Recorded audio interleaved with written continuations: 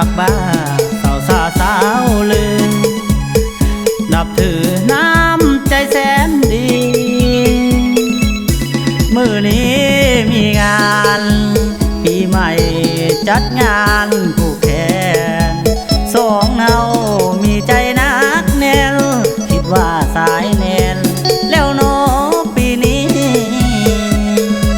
อายบอกฮักน้องน้องบอกฮักอายสร้างฮักไม่ตี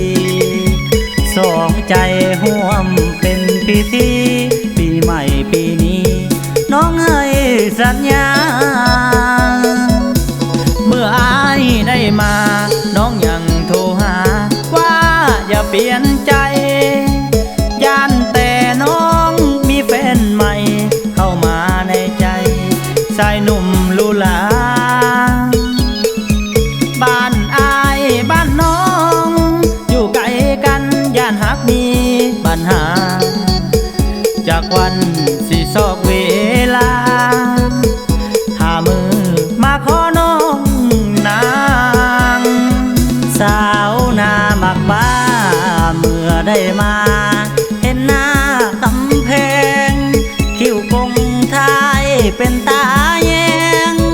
หักแหงบ้านอยู่แคมทางถึงอยู่ห่างไกล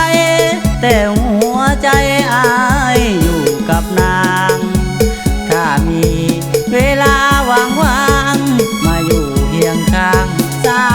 วนามักบ้า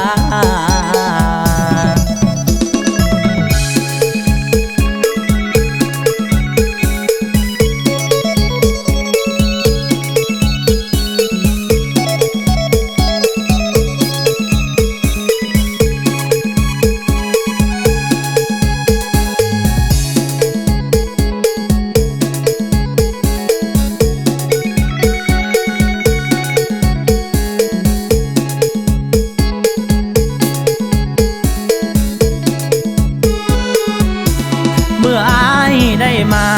น้องยังโทรหาว่าอย่าเปลี่ยนใจย่านแต่น้องมีแฟนใหม่เข้ามาในใจชายหนุ่มลูลาบ้านอายบ้านน้องอยู่ไกลกันย่านหักมีปัญหาจากวันสิซอกเวลาหามือมาขอน้องนางสาวนามักบ้าเมื่อได้มาเห็นหน้ากำแพงคิ้วคงทายเป็นตาแยงหักแหงบ้านอยู่แคมทาง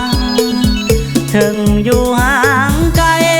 แต่หัวใจอายอยู่กับนางถ้ามีเวลาว่างๆมาอยู่เคียงข้างสาวนามักบ้า